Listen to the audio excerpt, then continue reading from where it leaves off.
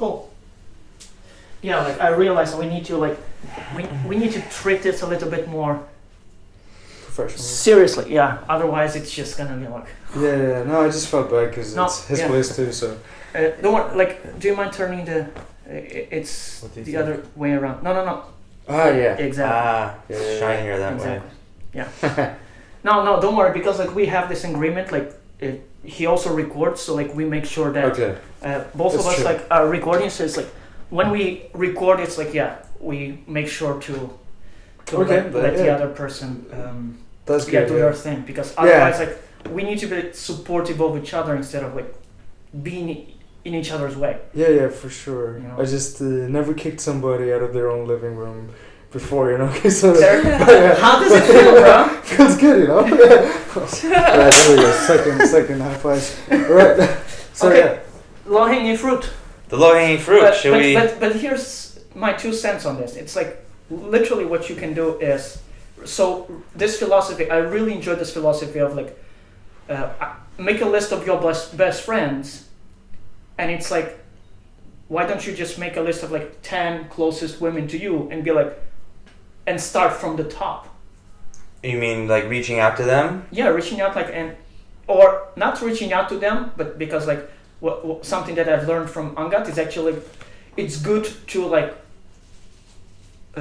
sort of be a man and be like find them in person or meet them in person and ask them out in person instead of like being that by text message Right. like a coward. So it's like like if you would make a list of your like even like top 5 women that you spend time with or talk to most, like which of those would be like I don't talk to any. at all? I mean, I guess I do have a few, like, kind of, like, you know, I have some cute girls who I have in my contact Okay. book who I met in real life, but I don't think, I think there's something to this. The intent of my question was, like, to create magic, because I like to live in kind of, like, a magical world anyways, and I think you can kind of have that when you are like dating and like flirting. And what do you mean by magical world? I think I like am like lucky enough to be living in sort of a like crazy like fun world, like doing what I want and like going to the park and like Okay, gotcha. thinking about ideas, and like I was hanging out with like mathematician like level guys last night, and like we're talking about like our theories, and the one guy was like, he's like, you know what, like if I'm gonna hire somebody, because he's in charge of hiring other people that are on his level, and he's like, you know what, the first question I asked him is like, do you play an instrument, and like can you play like a common song? Like he was like, really it's about your like your overall like perspective of the world, not necessarily how skilled are you at this thing. Of course you have to be skilled also. Oh, so he's starting to select the people from that perspective. Yeah, Like how do you see the world? So the people that he's recruiting need to see the world in more or less the same so the same islands as he is. a bit, yeah. In the sense of like, is it a person who has maybe a growth mindset or like a super like, I mean, it's fine. Like if somebody is really like rigid and is really skilled, I think that those folks have like a purpose for sure. But sometimes there is a different goal that's needed when it comes to, like you, I think, you know, you're like an orchestrator of these different environments, and I think probably in a professional setting that's also where you thrive, where you can set things up and kind of like, you know, take care of everybody's needs in like their specific ways, and like some people need like very chill environments, some people need like me, I used to study with like rap music and like so like, and I had like really like ADD because of the whole like weird phobia we talked about before, that I couldn't focus on anything. So like now I like thrive I'm very good at multitasking, and I thrive in a situation where there's kind of like a decent amount going on. Like when I work, sometimes it's like at a coffee shop, or like if I need to think, I go out of the house, I go to the park, and like, so there's a lot of stimulus, I guess. So maybe magic is like when there's like stimulation, and there's like maybe like kind of like unpredictable things going on a little bit, but it's kind of like fun. It's like if somebody calls you and they're like, oh yeah, like, you know, come check out this. One time I was like in the Netherlands, and my buddy was like, hey, do you want to go to this cool thing at the university today? I was like, yeah, super cool. So we went to the university, and it happened to be like opening day on some just random summer day, and they took us into like crazy like magnetized like machines that do like almost like particle type like stuff. And my buddy was like, he's like, I can't believe we're allowed in here. Like, he is Dutch, and like he was like, this stuff is like so deep that I would think you would need like a security clearance to be in here, but it was just like open to the public, and we were just like, yeah, hanging out with these like scientists in their freaking like, you know, laboratory. So they had like many laboratories in like a huge building. And yeah, that to me is like, how did I get here? You know, like I'm like the guy, like I never thought I'd be traveling to different places in the world. I just thought I would be like a normal kid from like a farming town in like in the US, you know. So but that was too boring. Yeah, I mean, it got a bit repetitive, and maybe I think, I mean, it doesn't be that I have to go to somewhere else in the world. Like maybe if I went to like another city, or, but I also had friends that were like inviting me to their hometowns that were like abroad. So I was like, okay, like they want me to come, and I'm feeling like young enough and energetic enough, like let me try it, you know? So Super. I tried to flip the whole thing of, you know, traveling at the end. I tried to travel earlier, and it hasn't always been easy, you know, but coming back, so what you're saying is like, from what I understood, you're like sort of a free spirit, and you thrive in chaos. That's interesting. A lot of moving parts, a lot of stuff happening at the same time. That's interesting. I like sort of, depends on how you define chaos, not in the traditional way, because actually, I learned as a double Pisces. God damn it, bro. We got back to... No, this is not a podcast about I know astrology. We are science people. What the hell are you doing? No, but it's kind of funny because like... Keep going, bro. I don't care. Yeah. So somebody used to like gaslight me and say that I was like a chaotic person. Okay. Like like it was just something where, they were like very good at like gaslighting people, and like that was their like way of like, one thing they would say that I was doing wrong was having a chaotic mind, you know? Okay. But then I realized like, actually I am a pretty I don't think that's gaslighting. I think that's more of a judgment, because it's a judgment. They are projecting their own judgment on you, because they're trying to see how you work, and if they think like, oh, if I would work like that, like I consider this being like messy and chaotic and all of this. Right, it is a judgment. Yeah. But if they say it as truth, yeah, because it's their truth. They are projecting the insecurities and their perspective. That it was, it was like that, yeah. So, but yeah, like, but then I realized that like actually I really am constantly thinking about how to order things. I just don't really thrive in like linear order, but there is actually order in dynamic. A lot of moving parts. That's it. Yeah, I like it. So what is the challenge of like bringing a girl into a life that's set up like that? Do you want to find a girl whose life is also like that, very dynamic? Or? I think so. Okay. Yeah. I mean, I've always actually found it weird where they say that you your personality types don't have to match or something like this. Like, I never understood that, because I would think if I'm very adventurous that the other person should be also.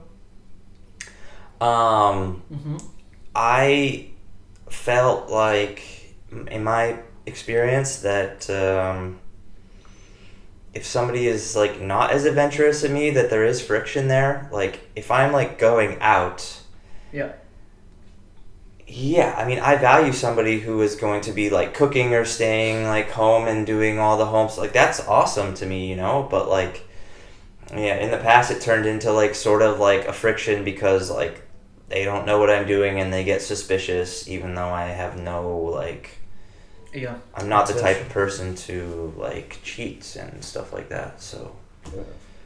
Yeah. So I mean, I think it would be nice to have somebody equally as adventurous as you, but I don't know what the science says. But in my experience, I think they would have to be as like adventurous.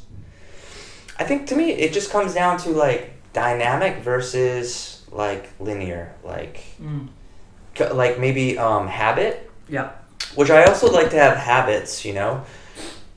You know what's interesting is I think that I often say my ideal like time frame for things is to like live in a different Airbnb like every 3 to 6 months.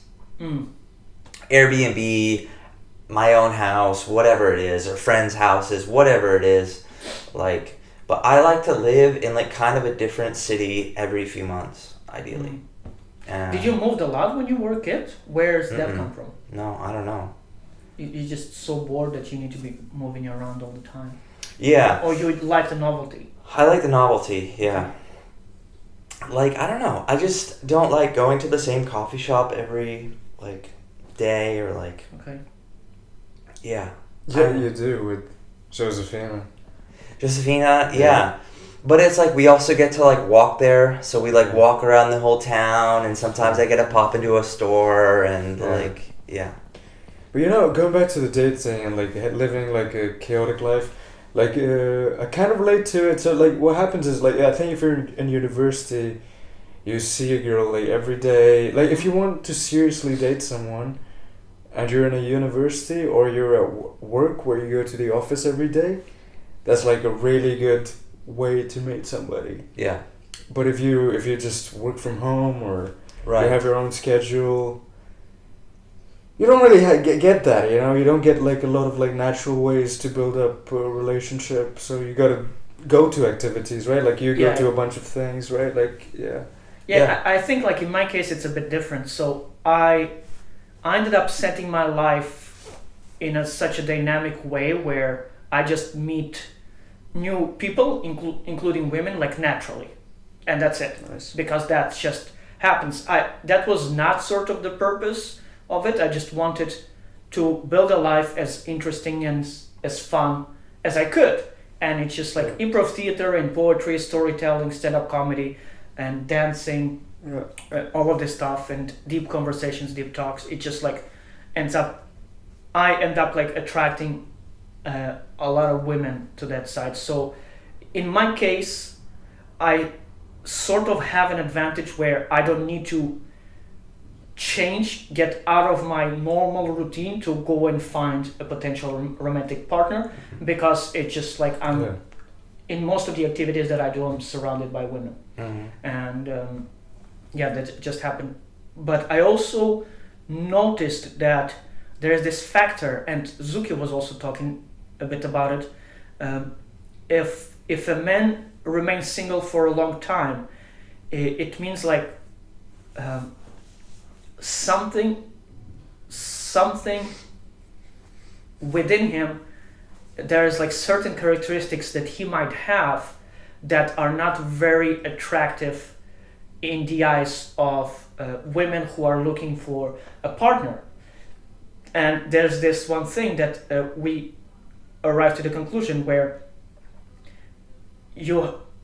every man has a certain capacity or not to change to reach his goal, right? Like, I noticed like in my case, I love women, I love people in general, and I'm actually more keen to change to attract a certain partner or than some men that I know. So like I know some men, they are single and they're single like for 5, 10, 20 years. And the reason is because like they are very reluctant to change. They're very reluctant to change who they are, their lifestyle, and all that stuff.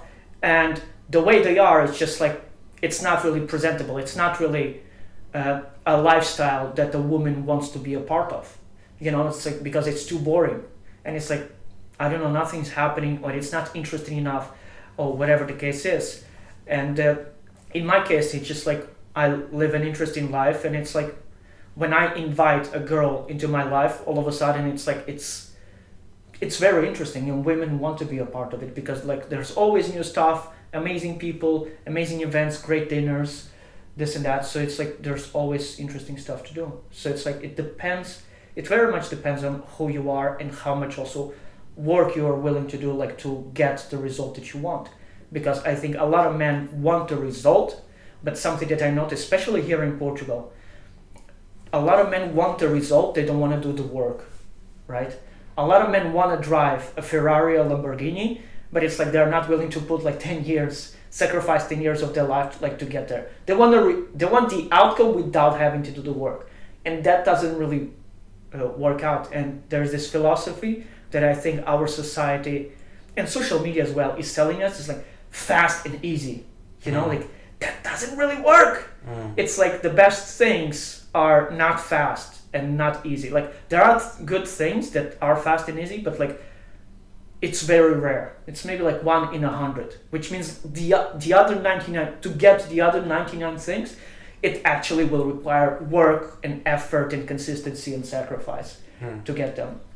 And yeah, for sure, man. Like I think in fact if you get something really fast and easy, you're like by default suspicious, right? Like if you meet like a hot girl, like and she's kind and she's hot and she's great, like by default you're like, okay, why are you single, right? Like that's what you're thinking, like what's going on, why, like how is it going so well, or yeah, you know, like or you should be suspicious, right? Like if somebody tells you, hey man, give me your money, like I'll double it in a week, right? Like yeah, you like better that. be suspicious. Yeah, right, like stuff like that, yeah, right? Like like when I scroll like on social media a little bit, and I see these guys like, oh, like I've made a lot of money and I will teach you how to do that. It's like, no, it's crap. Yeah. Like if you figure out a way to make money, you will just shush it. For sure. And you will not tell anybody. Yeah. For sure. It's like, because if you tell, like if enough people jump on that train, you will stop. Yeah. Like this is what you were talking about. Like the inefficiency in the market will go out and you will stop making money. So like if you figure out a way to make money, you for sure will not, unless it's like MLM, like a Ponzi scheme or something like that, you for sure will not. What if we all buy the same stock? This is GME. That's GME basically, right? What is that? GameStop. Like that's how I started. Yeah. You guys seen the documentary and everything? No, I haven't. It's actually amazing. It's pretty cool because it's rare that actually the normies like us actually impact the market, because usually it's just the big boys. Yeah. So let me break it down, like, because maybe you don't know about this, dude. Like, no, I know. I just don't know like the whole thing. Yeah. Okay. Yeah. So I'll go into it, right? Like, so basically, what happened is all of these companies, like a lot of the hedge funds you're talking about, they started publicly shorting GameStop because saying that it's gonna go down, and they're betting on it to go down, and a lot of like young people, boys especially, and like young men, they have like an attachment to GameStop. Like I do too. Like I used to go there and just fucking they just let you play on the PlayStation, like FIFA with your brother for like hours. Nice. And what happens is if you're shorting, you're taking leverage. You're borrowing the stock. You're selling it to say that I'm gonna buy the stock back later and then repay the loan. Mm-hmm. The loan is of the stock.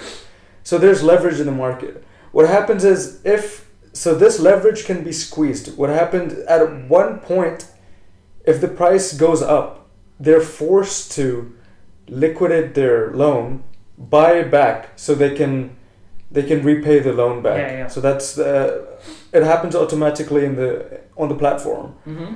So if a lot of shorts pile up and the price instead starts to move, these at several points these get liquidated, and it actually creates a reflexive effect. So it starts to go up further and further and further. Yeah. And that's what happened with GameStop. And I think in that situation, like from what I've heard, like the hedge funds, they shortened GameStop more than 100%. Oh yeah. So like they over shortened it. Exactly. And this is where like a few guys, they noticed it and it's like, oh crap, they really messed up. Let's fuck them up. Yes. Basically, they tried to improve their entry price. So they said, okay, it's going up high, but how much can retail really move the market? Mm-hmm. How much can billions of people really move the and market? Reddit just They just took over. So it's really like the first time the retail average person won. Yeah. Yeah, but the thing is like that hedge fund messed up in a way because like they went too far, Mm-hmm. and this is why I think the guys like you will never be able to liquidate it back because like you've shorted it too much. Right. Mm-hmm. It's too much risk. Yeah. That's it. So like I think that hedge funds, they just like thought like, okay, like we like GameStop like as a business will just file for bankruptcy. Mm-hmm. Right. And they just like put too big of a bet on it. Mm-hmm. Yeah, now GME is huge now, GameStop, and I think they even made plans to put like Bitcoin on their treasury. I mean, it's not a successful business. They're just trying to find ways to pump up the stock. And the thing is like they ended up sort of it's a lot of publicity that was given to them because like in that short period of time, I think for those like 2-3 months, it's like almost every day GameStop like people were hearing it. Yeah. And it's so that sort of helped. Yeah, for sure, man. Like hype is Yeah. equally as important as the product, right? Yeah. Like you're building something and you're trying to market it. Yeah, I was really worried about the marketing of everything because I thought that I would have to kind of chase retail and do marketing and do all these things, but now I'm realizing that if you have like a certain types of tools and the smart contracts can communicate with other smart contracts. So now I'm actually looking into different types of letting other people use our platform just automatically because they actually need the underlying liquidity to make like these AI agents and stuff like that. So like basically if the AI, you create an AI agent and then it needs to get liquidity for itself, it can basically use our platform and I've been having like multiple conversations like this, so it's to the point to where we actually don't need any I think it could be to the point where we don't really actually need anybody actually using it through the website directly. They can just use the smart contracts and I thought if it goes in a certain way, it could just be you could just take down the front end and not even care if you do it right, but I don't know. Interesting. Yeah. So maybe you didn't get all of it right. So it's basically you can get integrated with certain partners, and instead of having your own distribution, you're using their distribution. Okay. And in the back end it kind of just works because you get kind of like a B2B in a way, B2B to C. That's basically how it goes. Okay. Yeah. Makes sense. Cool. And you're trying to scale your business too, right? Like I'm trying to, for now it's everything is a bit stopped. I'm trying to do less. Even going out, I stopped going out as much.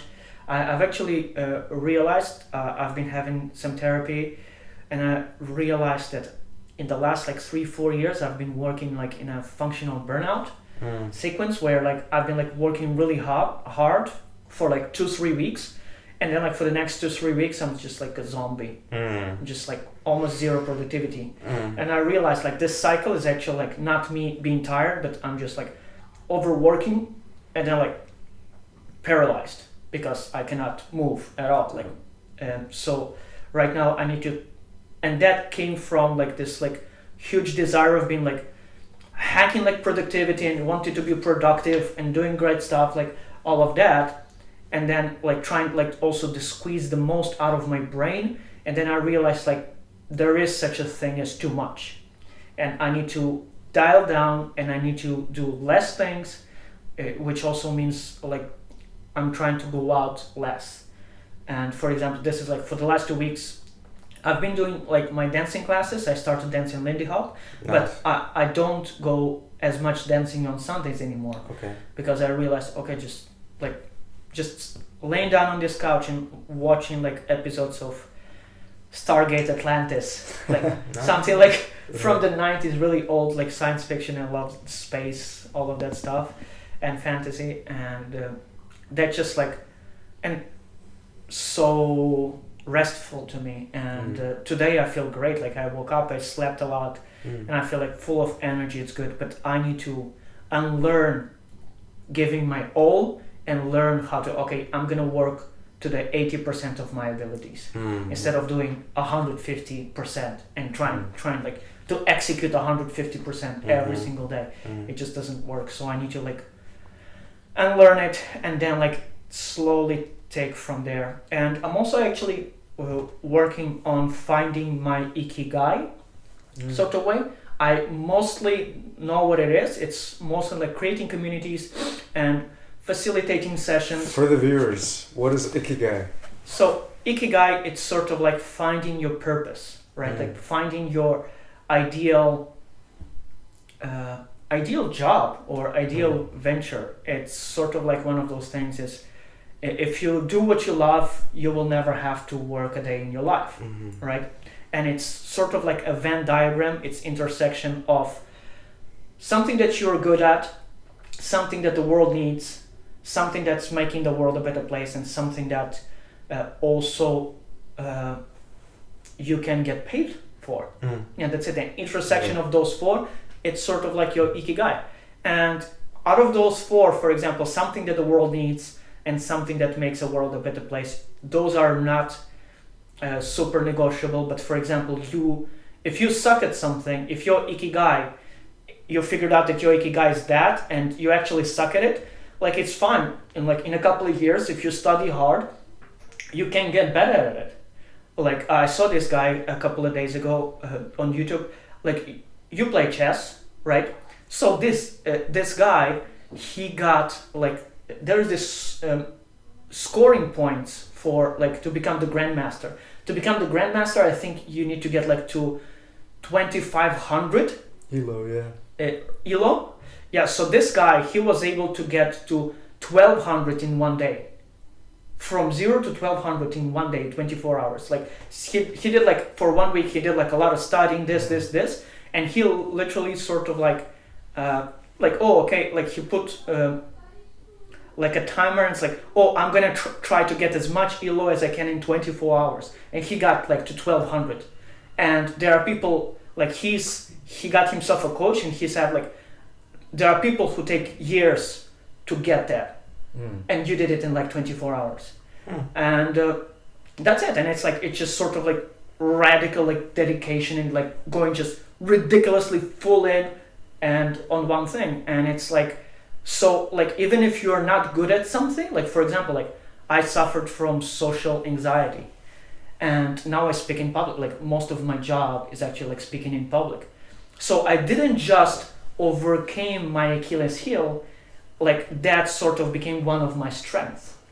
And I'm actually like as happy as I'm one of the happiest people I know, because like it just gave me, I ended up building so much security, so much strength, so much capability, so much self-reassurance and comfort and resilience that it's like fine. Like Nice. More often than not, like when I host an event or team building and this and that, like there's always like something like on the back of my head. Oh, maybe I should rehearse for something. I'm just like, and then I don't, and then I just go into it, and I'm just like, I already know. Like I will figure out what to say, because like I can just improvise and it will go really well. Nice. But that's a muscle that you need to build, and it took me like 6-7 years to build that muscle. And I actually put like a lot of freaking effort, just like this guy. Like for maybe like the first 5-6 years, I went on stage like 2-3 times a week, every single week. Like I would literally like, let me see like how often can I go on stage, and I would just like go on stage like as many times as I could. It's like poetry, storytelling, stand-up comedy. It's like I would literally just scroll Meetup and be like, I can go on stage here, then here, then here, then here. It's like, and I would just like sign myself up for everything that I could, and that's it. And it's like after like 5-6 years, it builds. It's a compound interest. It builds up. I imagine the first 5 times must have been pretty bad, right? I mean, I 5 times of what? The first 5 times you went on stage, right? Like. No, actually no. So like the first 5 times I went on stage, I was in preschool. Okay, no, like let's say when you're an adult and as the social anxiety builds up, right? Like, because in school, as a kid, you're probably fine, right? Like, yeah. So like when the first few times it didn't go so well, how did you convince yourself to keep going and not give up? I just here's what happened. So here's how actually story happens. It's like I started like I was one of the smartest kids in my preschool. I was actually the smartest kid in the group, but I was the tiniest one, and because actually like in Russia, Ukraine, like I'm the tiniest dude. Right. You know, it's like like you know like in physical education, in physical education class, the teacher would ask us, oh, like, can you make a line, and from the tallest to the shortest, I would always be the last dude. Right. Like, I remember, I think in the 5th or 6th grade, like, I was sharing the last spot with another guy, but the rest, like, I was the tiniest. But I was also really smart. Like, my parents did, like, really good job. They pushed me really hard into, like, studying and developing and, like, doing homework and all that stuff. And something that actually helped was, like, my brother. So I had an older brother, he's like 2 years older. So I actually was also looking when he was doing homework with my parents. I was also, because I was bored, it's really boring like to go play by yourself while my brother was doing his homework. I was there, and I actually like end up like getting a lot of stuff. So like I remember there was also a few times where I could solve the math problems that my brother couldn't, even though he was a couple of years ahead. So like that just helped me, and it's like to become like smarter at the younger age. And in my preschool, they would like teach us like, oh, let's do a dance, let's do poetry, let's do this. And I was sort of like the main character. I was the guy who was given the most stuff to do.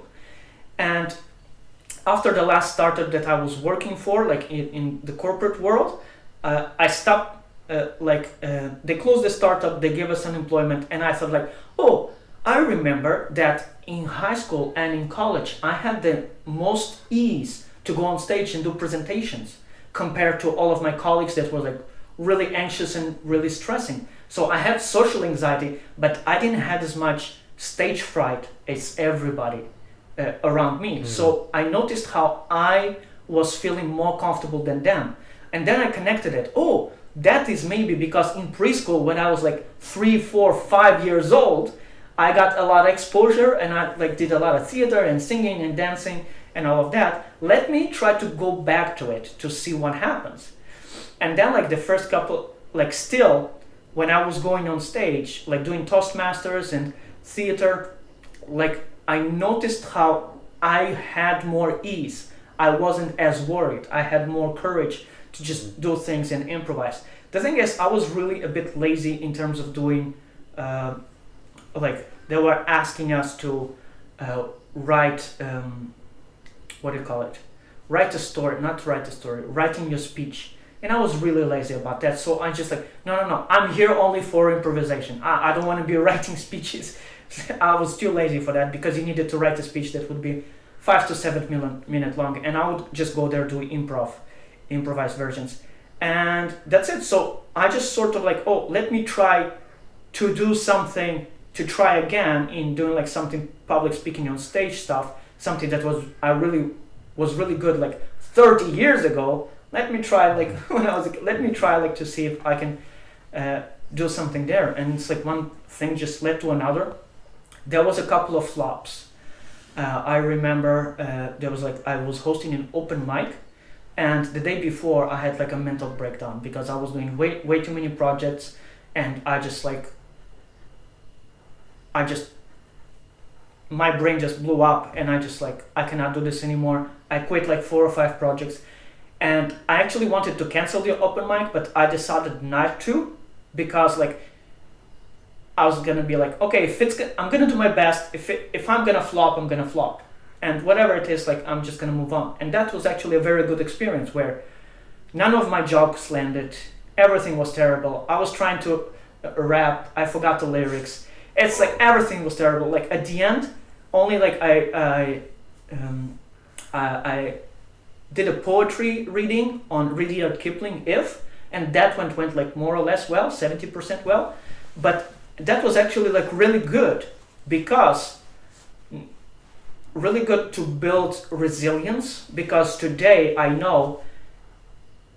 have even less fear to go on stage or doing something like out of the blue, because I know that nothing will go as bad as that. None of my future, I will never get the flop as bad as that one, ever again. I'm pretty sure of it. So if you can survive that, you can survive this. It's like nothing is going to be as bad as that. So it's going to be fine. Moving forward, it's like, it's going to be fine, it's going to be great. And it's like, it's just like eventually I've noticed how it also allows you to read the room. And I also noticed how I'm actually became a lot less insecure because I've also been doing like a lot of therapy and stuff. And I'm noticing that most people in the room, most people in general, are a lot more insecure than I am. So I'm a lot more resolved at this stage of my life. Right. And that point of reference, it's just, it feels like really reassuring. When you get into the room and you have like 10, 15 people and you see some of them are shaking just like by speaking 101, and you feel like a boss. You feel like this is nothing. Okay. It's like, what the hell is this? So I started also admiring comedians a lot more, because like, for example, I've been watching sometimes Steve Harvey, and you have no idea, but like that guy is the smartest guy in that room. Like this is why he's like so funny and so good at what you do. Like you really need to be ridiculously sharp and smart. And by far, Steve Harvey in that room, he's the smartest guy.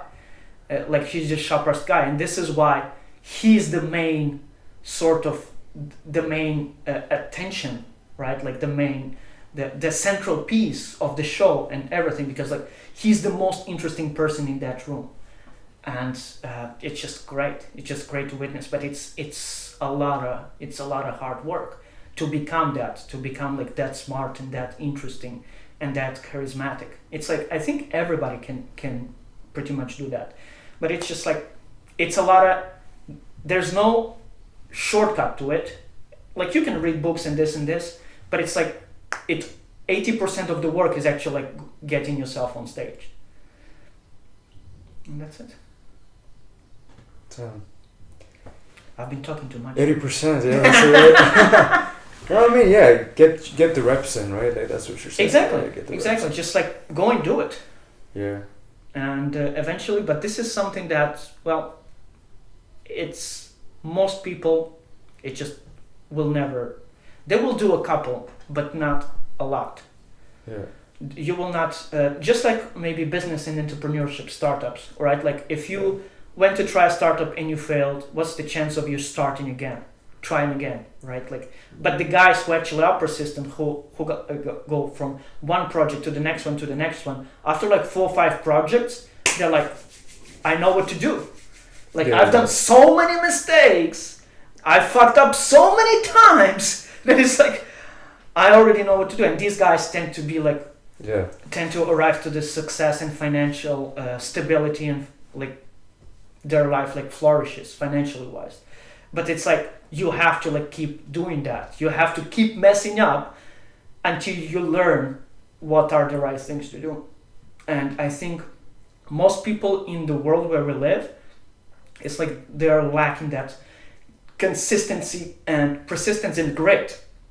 It's like things are really hard, but I'm gonna like keep pushing through. That is so hard to do, and that is like the resilience Yeah. that most people don't have. And I think it's something that's slowly dying out, unfortunately. And if you found your ikigai or your passion, So you're more motivated to put in the hours. yeah, the thing is like at the end of the day, it's like ikigai. It's sort of like why do you wake up? So like why Right. do you get up from your bed every morning? And that's it. That is sort Yeah, of right. like what this framework is trying to help you with. It's like trying to find a reason to get up. Yeah. And what are you gonna do? Like, what is your dream job? What is like the highest thing that you could be doing? And that's it. And with that, you actually don't need to motivate yourself, because like that's the biggest. It's sort of like your own ikigai aligns with your biggest sort of inspiration and motivation already. It's something that you love to do, and it's something that you're really passionate about. Actually, ikigai is the closest. I found that ikigai is the closest to an obsession. Like, try to figure out what you're really freaking obsessed about, and your ikigai is very close to that. Because somebody who's obsessed, I don't know, trains, you know, like you have like those table trains or garden trains, you know, it's like you're like, if you can do that like for 20 hours a day every day, your ikigai is closer. Like, it's not very far away. Try to figure it out. And it could be anything. It could be gardening and plants and reading and whatever the case is. Now you just need to figure out a way how do I make money out of it? How do I get paid to do trains, right? And that's it. Yeah. And then you could do your obsession 24/7 as much as you want for the rest of your life. And that's great. But I think most people, unfortunately, are not. This is something that my vision for the world, this is what I want to try to change in the world, is I would like to inspire more people to find what they really like to do. Because I think most people are just settled in a job that pays bills, because they have family, they have kids, they have responsibilities, all of that. And also because our society is very materialistic. Oh, like you have to have the latest iPhone, the branded clothes, the shoes, the this, and then like that lifestyle, and you have to travel, like all of that, because like, but that lifestyle costs money, and to keep up with that lifestyle, you have to have like a 100,000 a year job, or really working like 45, 50, 60 hours a week to keep up with that lifestyle. But like, what if you wouldn't have that lifestyle, and you would just rather focus on something that's like making you more fulfilled, even if it doesn't make as much money? But the thing is, I think like all of us are still like very much being guided by a materialistic way of seeing the world, where if capitalism would be more focused on happiness, like imagine like right now, like actually don't know the statistics, we can search like how many people love what they do for a living. And what if, like I presume, like I suppose it's 20. Like my guess would be 20% of people do love what they do for a living, and 80% don't love. What if we would switch it? How much more productive the society would become if most people actually would love what they would do for a living, and how much happiness level in the world would increase. So maybe like a big tech CEO would become a painter. Maybe he would only make like really small percentage, but he would be like 10 times happier doing that. And then like if 80% of the people in the world would do that, at least like in developed countries, like it's a whole paradigm shift, because all of a sudden it's not about the money, it's about the happiness and well-being, and everybody is posting on social media instead of look at the car, branded clothes, this, look at how happy I am. So like that is something that I aspire to.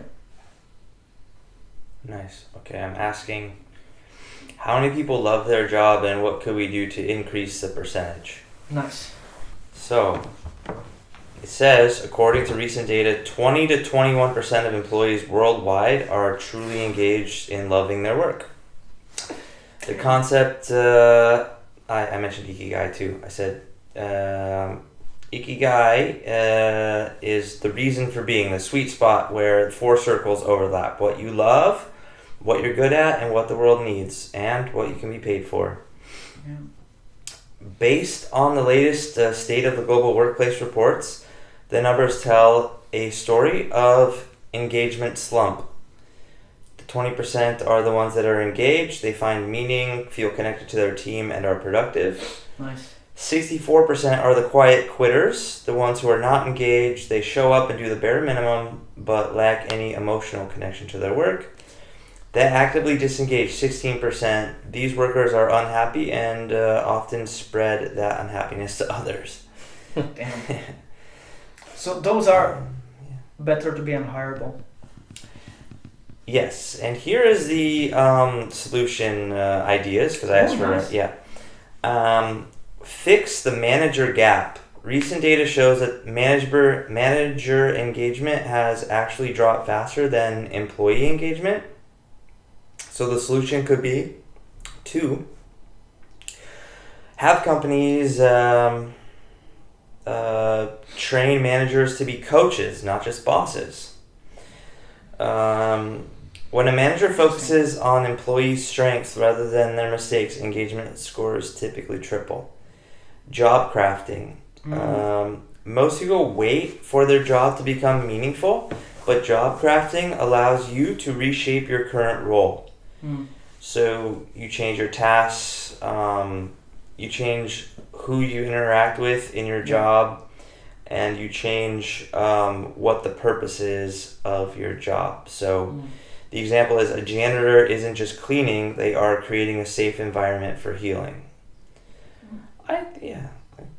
That's nice. Reframe. That's nice. You didn't They're believe creating like an environment, Maybe give them a bit more like freedom with. Yeah, and to tell give them the feedback of wow, now that you've made this space so much more comfortable. Yeah.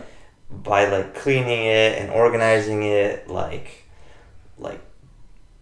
expressing how meaningful that is for the people who are gonna come into that space, and they're like space creators,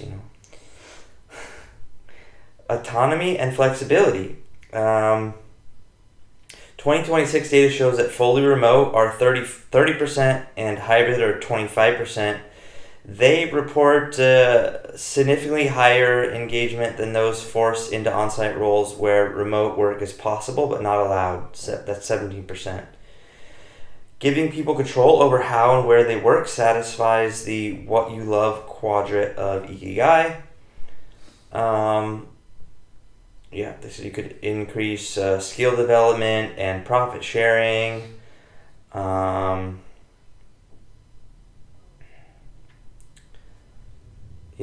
So what you love is, the problem with what you love now is that there's burnout and rigid schedules. The fix is giving flexibility and autonomy.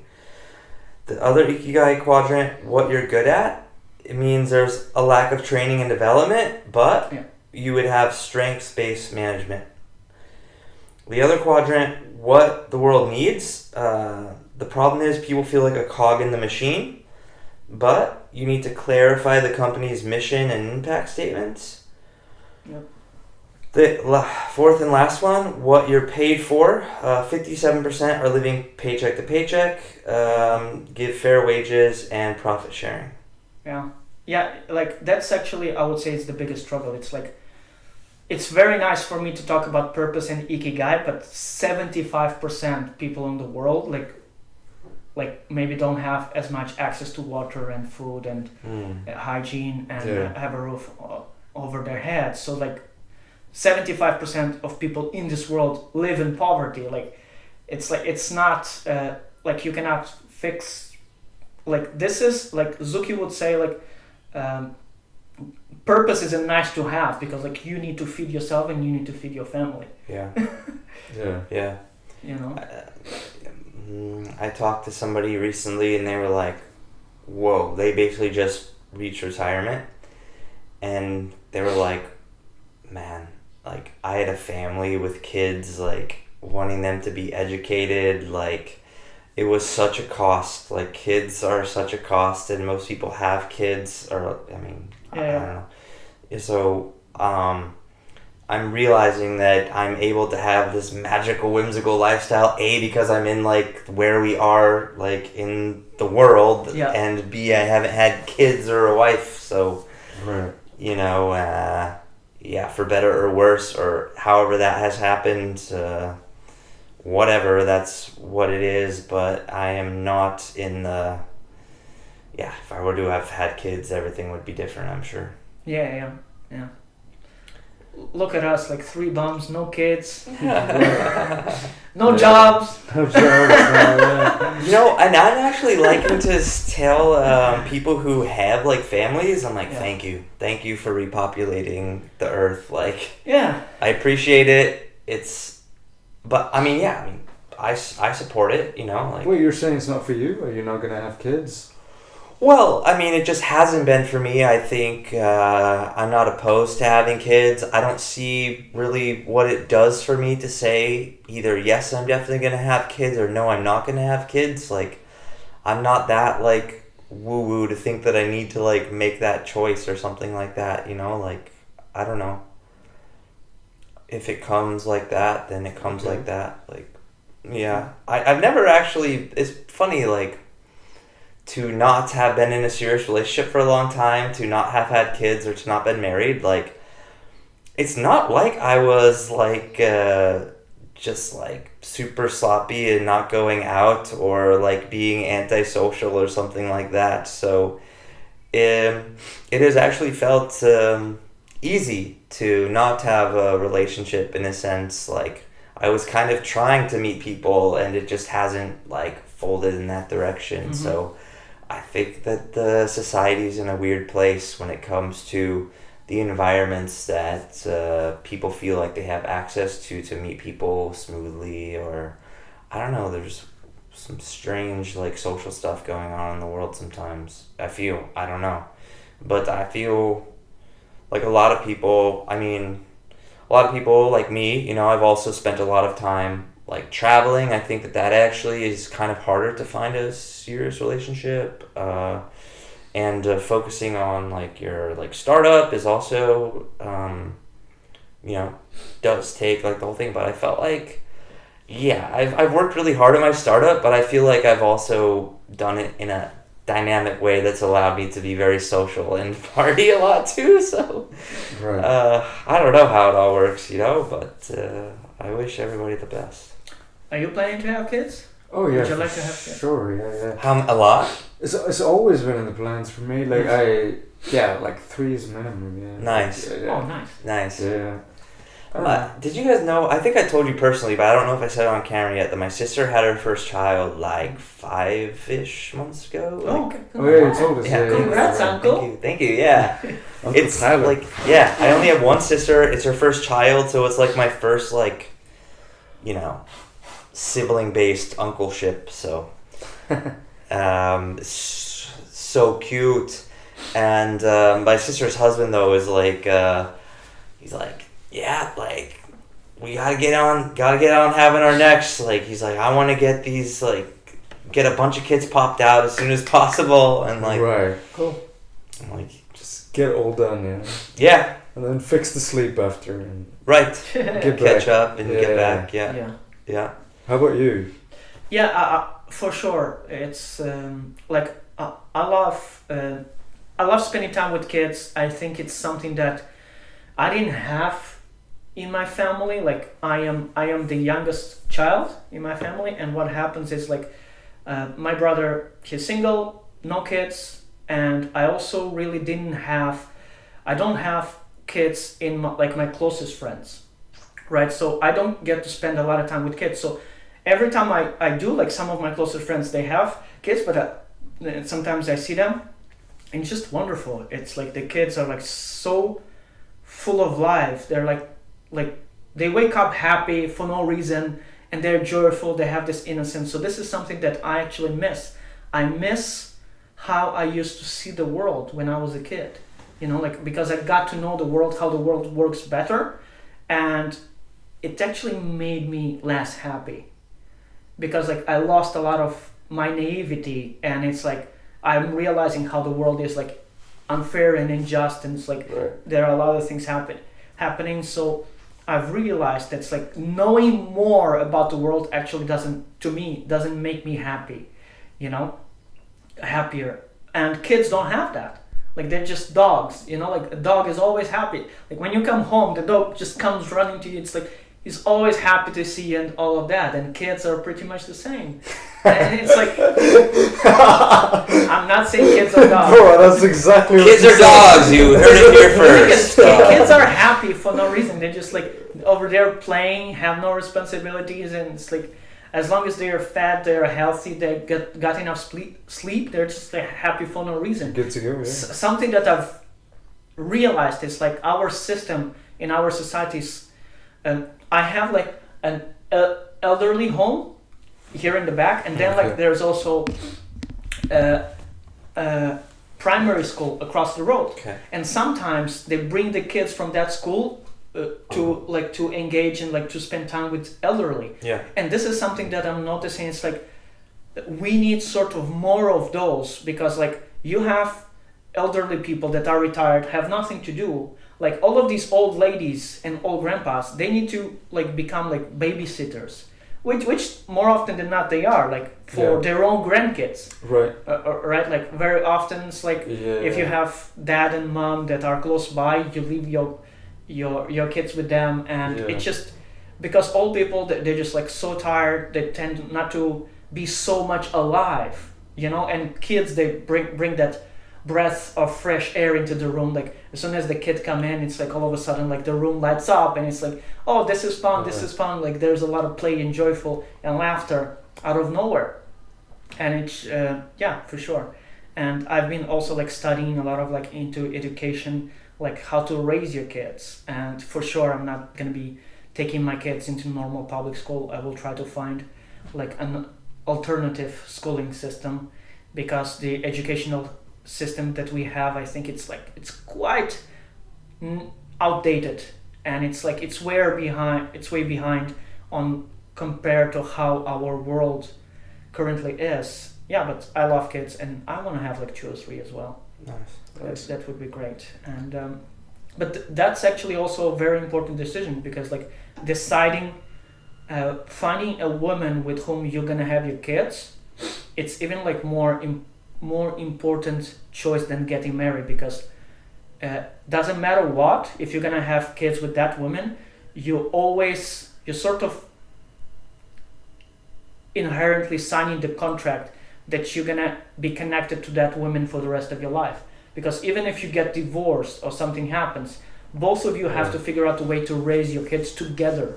Like you have to be on the same page in terms of like how you're gonna be raising the kids, because like me and that person, we might not make each other happy anymore, but now we have kids, and we need to make sure that the kids are loved and they cared about, and like our dynamic doesn't screw up our kids.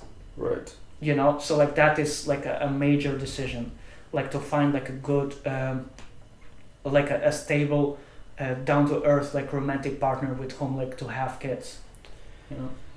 You know what I dislike about not having kids when I was like super young, like 20 years old, something like that, is that sometimes I want to have kids that are like really, really smart. And I'm like, dang, my kids would be like in their teens right now and being like super geniuses. They'd probably be doing a better job at saving the world than I delude myself that I'm doing, you know, like I kind of look at having kids like yeah, I don't know if it's like the healthiest way, but I'm like, you can make those fuckers pretty fucking smart. Like, Yeah. just get, like, just like, No, bro. no, but like, I mean, I mean, Algebra, calculus, all day, every day. and that, Just get and, them- and Yes. I think, yeah, math, I mean, I think, but I also think that, like, I mean, it's my theory about linear versus dynamic. I think you actually, yes, math, I do think, even, like, I like unschooling a bit, you know, but I think the kids who are unschooled should actually be able to do, like, the math, like, logical stuff, too. Like, basically, they should be able to do, like, the dynamic and linear stuff. Like, basically, they should be able to play all day, and then if you said, like, hey, like, take this math, like, bubble test, the annoying stuff that the current structures are too built around, they should be able to do those better as well. You know, like, that's my test of, like, are we unschooling properly? It is, yeah, like, whatever you do, like, can you actually do the boring stuff as well? Like, I think they can. And languages are very easy to get in there at an early age. And yeah, I was actually researching the, like, phonemes, the way that you say accents in different languages. Mm-hmm. Apparently, like, if you don't get those phonemes in at a really young age, you will never be able to, like, I think it's hear or speak them. So you lose actually, yeah, just like accents basically on the words. So I was trying to have my sister's husband, like, I'm like, yeah, get some like multilingual Dora the Explorer going on in the background, you know, and things like that. And yeah, I do kind of look at having kids as like kind of a science experiment. Like, how smart can we make this little fucker? Like, you know? I think all of the parents, I think like this is like being, so I'm a second child. I have an older brother. I think this is how, like, are you the only child? I have a younger sister. Younger sister. Yeah. Okay, how about you? I have a younger brother. Okay, so the thing is, both of you were the first experiment of your parents. And the thing is, I bet that your younger sibling came out a bit better, a little bit less fucked up, a little bit more balanced. He's just trying to compliment himself. No. What I'm saying is, like, when you are a father or when you are a parent for the first time, you have no clue what you're doing. You're figuring out as you go. Right. But as you are having your second kid, like maybe like a year or a couple of years later, you're already, I got better. And most of the times, I'm not saying all the times, most of the times you end up traumatizing your second kid a little bit less. Oh yeah, for sure. Like maybe you had a similar experience in Russia. Like I got beat up as a kid, like by my mom. You know, like totally fine. Like I'm okay with it. You know, like if I did something naughty or something, she would beat me. Like my brother, like much less, like 90% less. Like she got way softer with him.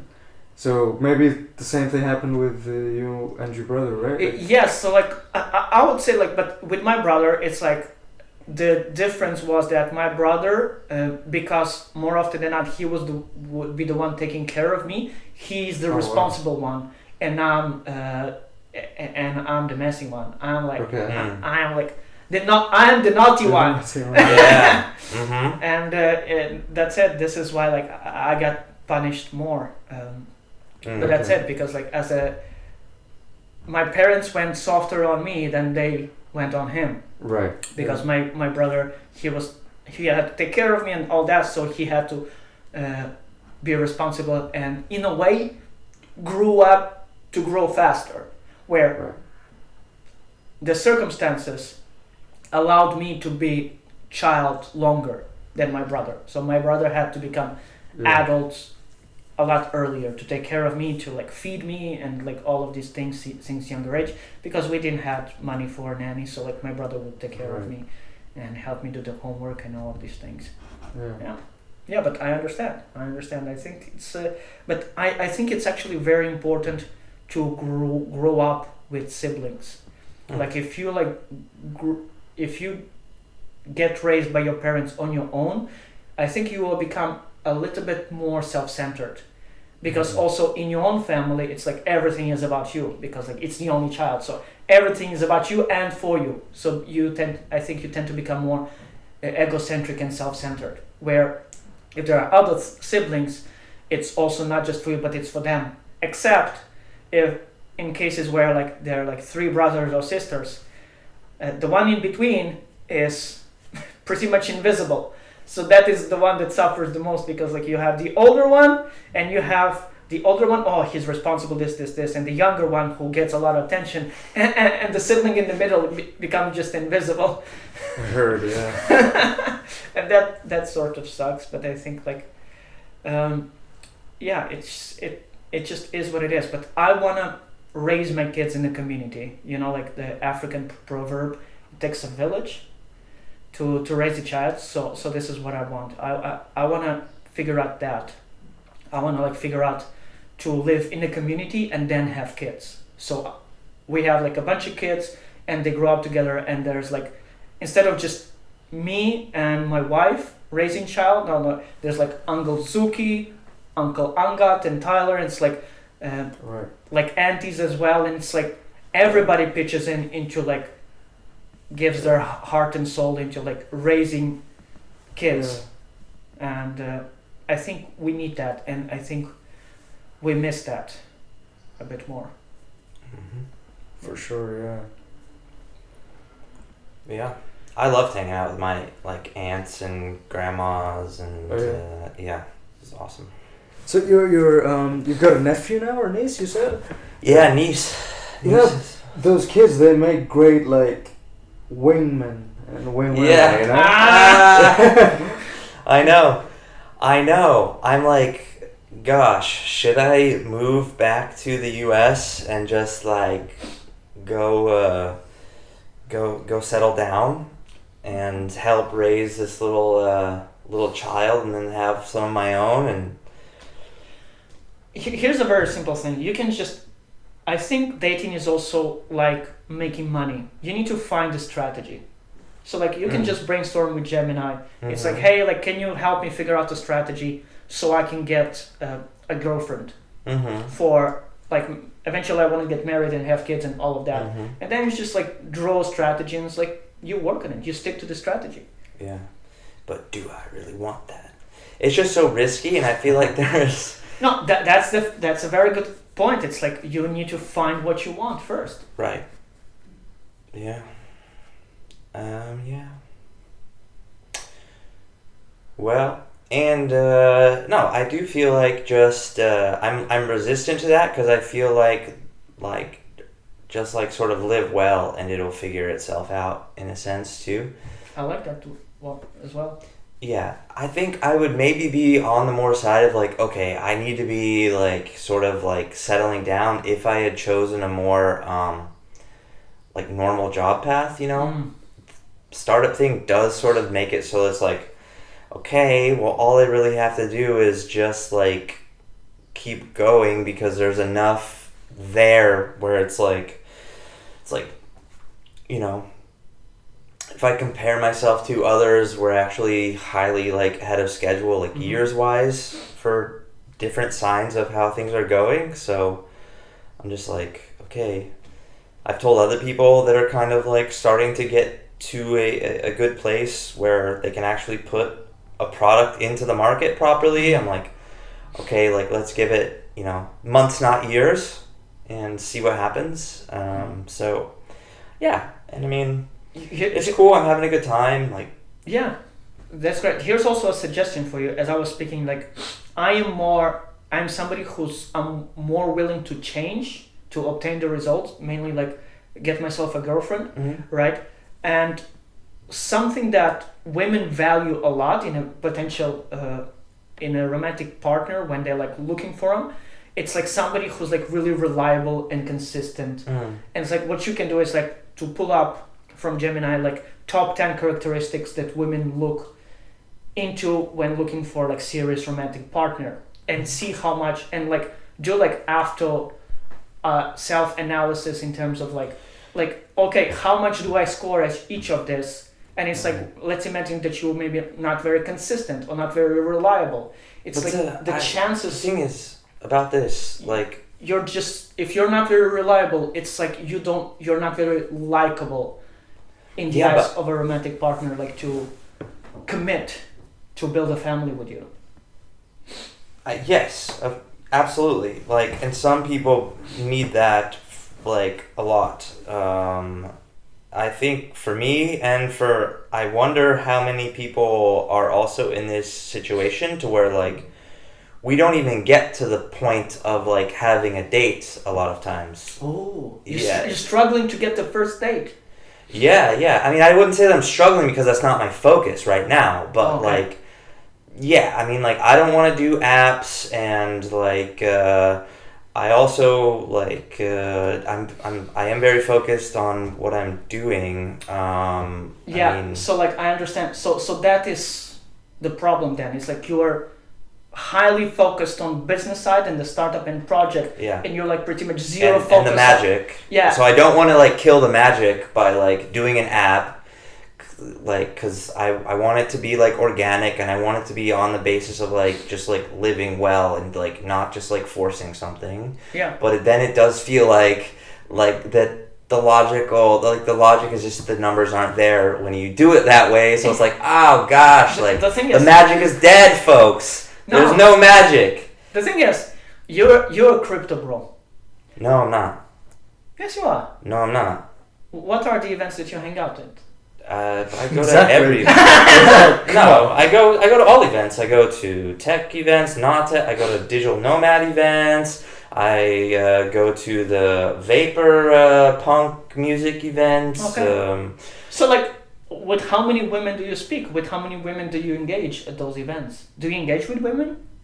A few sometimes, yeah, but not like, I don't know. Like, I guess I haven't really felt like really that I've, like, been in a, like, there haven't been that many situations of flirting. I guess I've spoken to a few women over the You need to go to School of Angat. time frame. Like, Okay. ask him, like, his actual, like, I really like his approach, like, where he's like quite straightforward. Hey, listen, like, I like you, can I take you out for a coffee? Like, give I me don't your even number. I don't even see that many, like, women that I'm, like, really interested in out in the world. Oh, so that becomes a problem. Oh. I also have a friend of mine who is the same. It's like your standards are so high that it's like how many women do you actually ask for a number within like 1 year, right?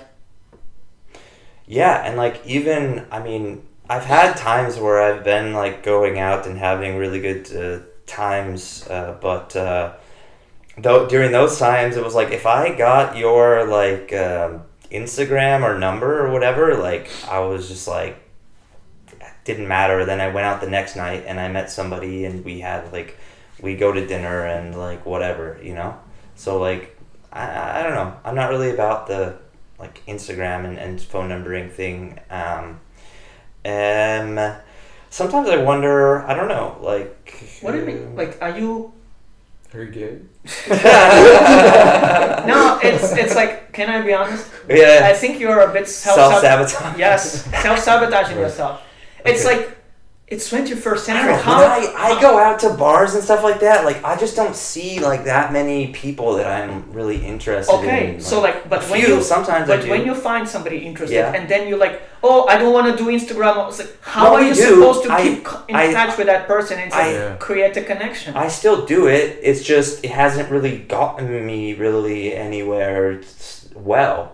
And there was a time, like, now I'm doing it, I'm not throwing anything out. Here's something that I also told like another guy from dancing, and it's a conclusion that I arrived to through like a few years of experience. It's like when I was younger, what would happen is like, oh, I like this girl and I like this girl and I like this girl, so I'm trying like to message all of them and trying like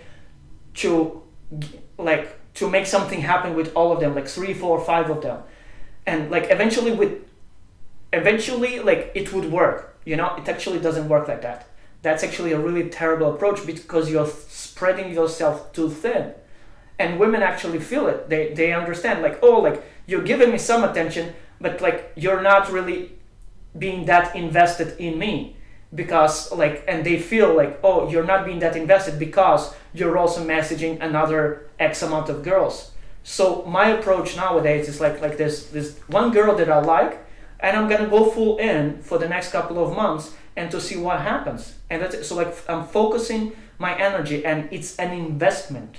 It's actually an investment. It's not a joke. It's like, I'm investing in this person before even knowing if she actually, like, if we would be a good fit. And when women feel that, there's like, oh, like, he is serious about me, so they also start to take you seriously. But before that, if you're not even like willing to invest and willing like to be consistent and committed with like attention and like wanting to reach out and being like interacting and all that, like, you're also not going to be consistent with everything else. So they just scrap you. Well, doesn't this kind of go against the whole idea of like, what is this, like, where you like, I don't know, what is this, like, are people getting this experience where they show people attention over Instagramming, and then they're like, you're having like an ongoing conversation with somebody for a long time, and then I don't see that as being like what is happening for most people. Maybe it's, you meet people in like a very social way and people are like open to messaging. I don't know. I'd be interested. I wish we could get feedback from like everybody who's watching while we're talking, because I'm not feeling like people these days are getting into super long like conversations. I totally agree with you. I feel the same way, but I feel like it's a cultural thing. So like, Portuguese dating scene is like more serious. From what I've also experienced here, but like, whereas if you're British or American, it's like, if you're spending time talking to a girl, like, she's already fucking another dude. Like, she's like, so you're texting her, like, well, like, so it's you're like in you gotta get in there soon. And I mean, I don't know. It just depends on the kind of girl you want, like, and like, the place where you're living and the place. Yeah, exactly. Yeah, and I mean, everyone has different experiences and different approaches, and they're not invalid. It just depends on the kind of results you want, right? Like, yeah. But I do agree with generally, like, you gotta get out there, like, even if you don't want a relationship, like, at least like 1 date a week roughly, or 2 a date a week. Yeah, because just to keep the tools sharp, You have to put it. You have to put it on sort of like a calendar. It's like, you have to make like consistent effort for it, and eventually it is something that, because the thing is, you actually have to get good at it to be able to get results, to be able to get actual like a girlfriend. You have to become good up to a certain level, and from that level on, you will be getting the results that you want. So if you're not playing the game, and like, by playing the game, it's actually flirting. It's actually like consistently like going out and getting better at flirting, communicating, and learning how to set up better dates and this. And it's like, if you're not consistently like getting better at it, like, you're just gonna be permanently bad at it, which means you're permanently gonna have no results, or it's very unlikely to get results. Like, so you have to sort of like, by practicing it, by doing it more of it, you're like sort of cultivating the capacity to get that relationship. For me, I was doing great. I've had like great times of socializing with women on a dating time frame when I was in the US for a time, and when I was in like non-EU Eastern Europe countries. Since I've been living here, I've felt like it's not really been the same. Or actually, also in like Amsterdam, when I lived there, it was also like Amsterdam is messed up, man. I've been there like 6-7 times because I've got a very close friend there, And yeah, it's definitely like a great scene because it's like full of like international people and like there's raves and the forest and all these kind of sick things. But it's like it's such a feminist place. It's crazy. Yeah. Like, I mean, from my experiences there, like it's like everyone's very artsy, and everyone's very feminist type. Like they even have the non-gendered thing where like if you're talking about a guy and behind his back and you don't know what pronouns he uses, you're gonna use she as the default. Like, did you experience that with some Oh, it's a Dutch very people? woke, It's very free woke. spirit. Okay. Yeah, it's crazy. Don't they say that, like, what is the thing of, where it's like a man-based culture versus a woman-based? Oh, matriarchy, patriarchy? Yeah, like I'm pretty sure that it's actually, by definition, a matriarchal society. Maybe that's it. Yeah.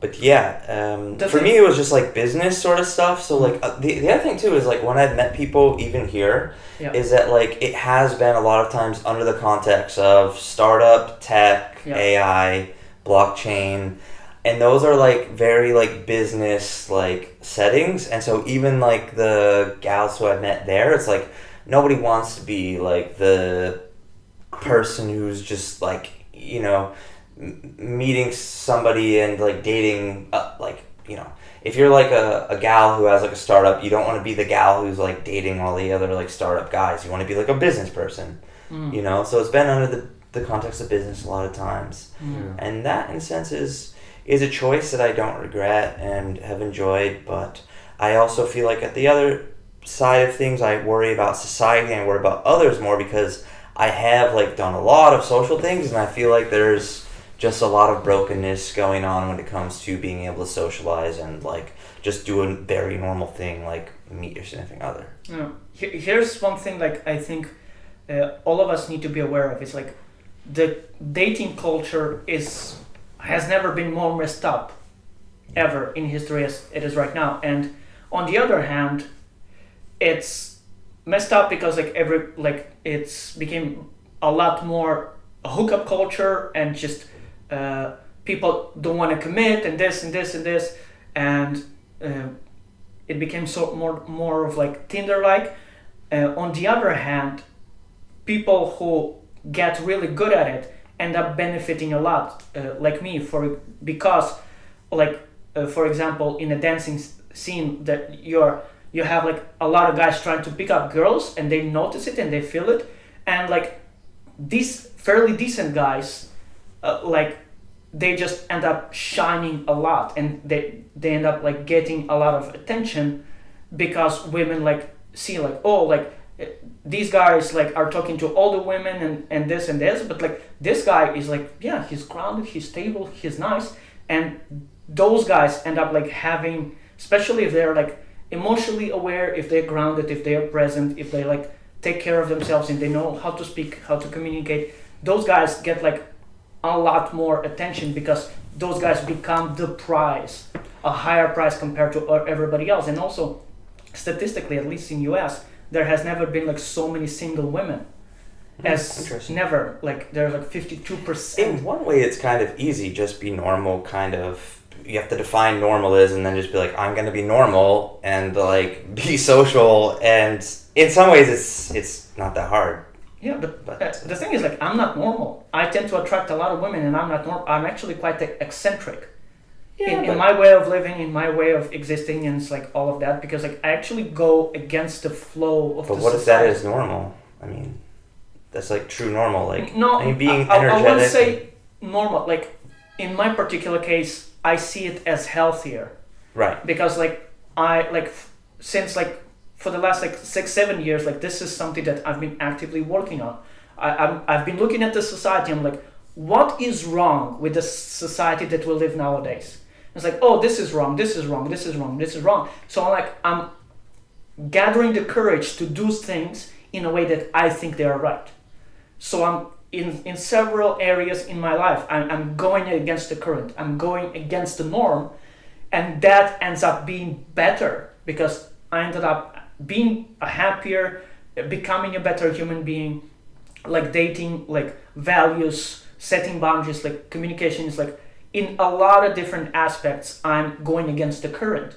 But me going against the current ends up making me a better person because everybody is just like following whatever mainstream medias are saying, or Instagram or social media, whatever algorithms like are pushing on us. Like I'm not following that because I'm following like my own like critical thinking. It's like, oh, like I'm actually like I have spent like a lot of time thinking and wondering like, is this actually good? Is this actually healthy? Does it actually make sense? And it's like I've just have been having enough bravery to like, no, like I'm not gonna choose that. I'm gonna radically choose like something different. Doesn't mean I'm just gonna go to the opposite. I'm just gonna make a choice that I believe is a good choice instead of listening to what society says. Like, oh, this is the good choice. This is what you need to be choosing. And it just like made me like fairly nice person that I am today. And by being myself, I just tend to attract, because I just tend to attract a lot of women because more often than not, women take to like your energy and your vibe. And this is how it's sort of like all starts. And I also just became likable. That's it. Even though that was not my end goal. It was not my end goal to become likable. I just wanted to be better. Yeah. That's it. But one thing that I want to point out is like, if you imagine you have a graph, right? And you have like 5-6 pillars of life, right? Like you have spirituality is a big thing for you, right? So like you have like physical, like what do you eat, exercise, this. So physical pillar, you have family and social pillar, you have work pillar, and then you have romantic relationship pillar. And then in each of them, you like, okay, how much am I investing in each of them? And the thing is like, from what you said, like you have been investing quite a bit in all of them except relationships. Like you're not like putting any energy into relationships pillar. So now you have to take a little bit off the top from all of them or from some of them, so you can invest and develop the pillar of romantic relationships. Because like maybe so you can become like a little, it just requires a little bit more on investment. And but that means you need to take a little bit of energy to dedicate that energy into there. And that's it. And the thing is like, if men on average, all men like do that, like you can read books, listen to podcasts, it's like there's a lot of good information there. And it's like, just don't listen to pickup artists. Like, and like all of that is crap. Like everything that requires like shortcuts and cutting corners and all of that is crap. All of that is very like fast, short reward, but it actually messes you up in the long run, because it's just pure manipulation. You're just like you're gonna give an impression, a wrong impression of who you are to a girl, and eventually like a month later she will understand you're nothing like that. And it's like maybe it works for hookups, or it's like the game, right? Like that was a book, the book, exactly. The game, yeah. The game, and it's like maybe it works like for the short run, but it's not working for the long run. It's not great. It only will mess you up in the long run. So that's it. It's just like a little bit of investment and effort, and it can be fine. A little bit of magic. A little bit of magic. You know, what? Are we ending there? I felt okay. I'll leave the story for another day. Yeah. No, cool. If you have a story, go for it. All right. So I maybe I even mentioned this friend of mine, like from Munich, like from India, who lived in Munich, didn't have a great dating life in India, so but like tall guy, like good stature, so he decided to like just dedicate on like dating, right? Like okay. Like so. Why'd you give me that look? No, I think it's interesting. I'm excited by this story. Right, okay. So yeah. Anyway, so. He's like, so he just goes all in on like pickup and like dating, and it becomes good at like picking up girls. Okay. Essentially, that's what he's doing. He's not thinking about like long-term future with any of them. He introduces me to another friend of his who is a coach. He's a pickup dating coach. Okay. And this guy is a German guy, like fairly like good looking. You can tell like he also spent time on his appearance. I got like tattoos in a certain way, piercings, to like leather jacket to try to like look a certain way. Yeah. And like I mean, it works for him. Like it sounds funny, but it works for him. I Like, love it. and he kickboxer and all that, right? Wow. Like, so but yeah, like the more I spend time with these guys, I not so much the friend of mine, but like some of these the friend of a friend and his friends, I realize how like kind of messed up they are, and like it's actually a very dark world. Like Yeah, like, like if drink you- a lot, so often, like. yeah, some of them not so much even, but like it's just all about like there's zero regard for the woman. It's just get her into bed as soon as possible. Tell her whatever she needs to know. Like it could be like a single mother as well, you know, like going through things and you just don't care about it. And like they like I never went into it that much, but like I learned from I was just curious about their life, and like even like later on it's like about just challenges, like just trying to do things that are just harder to like own your skill. So like just challenge yourself like to. so it's really dark shit like fucking your friend's girlfriend. Oh shit. Things like that, you know, it's just so weird.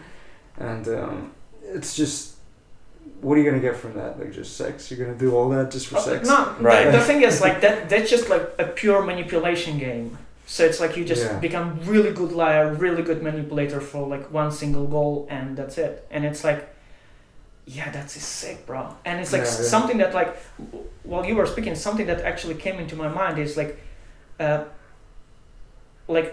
I was thinking about all the previous girls that I've dated and had relationships with, or even just went on a couple of dates. Like all of them like love me. It's like all of my like we're never friends, but it's like if any of them like would see me on the street, she would be like, yeah, how are you doing? Like all of them would love to see me and a hug and this and this. It's like because my philosophy is a bit different. It's like I'm not dating so I can take, so I can use you. Quite the opposite. My philosophy is like I wanna figure out a way like to contribute to your life, to make your life better. So like this is actually what's happens like since I started dating like 10 years ago. It's like I've seeked ways to make the life of my potential romantic partner better. And it's like, and this is what it is. So like even if like there has been like disagreements and this and that, they're like girls that I've blocked, really.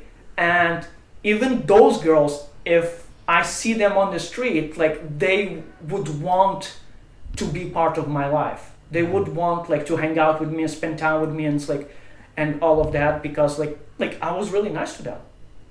At the end of the day, it's not about like all of this, like that's what the thing. It's like it's this philosophy of shortcuts, and it's like get to the goal instead of actually like, because they're missing the foundation of it. It's like, okay, you got the tattoos, you got the jackets, you are all this, but you also, now you're sort of lying to yourself and being somebody who you're not, and you're playing a character. And even if the woman falls in love with you, she actually is not falling in love with you, she's falling in love with a character that you're pretending to be. So it's pretty much acting. This is what you're doing. And at the end of the day, like you don't feel fulfilled, you feel emptiness. It doesn't matter how much action you get, like deep down you get empty. Where in my case, like I tend to be like a little bit more, quite a bit upfront about like my traumas and mess ups and this and this. And if the girl is not interested, she's not gonna go on with me. But even like the last date that I had, she was like, I invited her for co-working, and she's like, oh yeah, let's do that. And it's like, and it's fine. So like the right people who like are interested in you and who want to get to know you, like those people will stay. and people who are not as much aligned, or they're like, oh yeah, that is not a good fit for me. Like those people will leave, and that's fine. But the people who actually will stay, who will stick, they will love you for you, and I think that's the most beautiful thing that one can have. And it doesn't matter if you're a guy or a girl. It's like people loving you for who you are. That's the best gift that you can give or receive. That's so sweet. No, That's a great. No, I mean it. I like it. Yeah. it is. So like this is my values. So like I'm looking at the society. It's like no. I don't like what the society is doing. Like I thought about it, and this is what I want to choose. So like this is I've been choosing. Love it. Love it. Should we end this? Yes. Good job. Good job, guys. Sorry, we just started talking about your dating life there, dude. But I mean.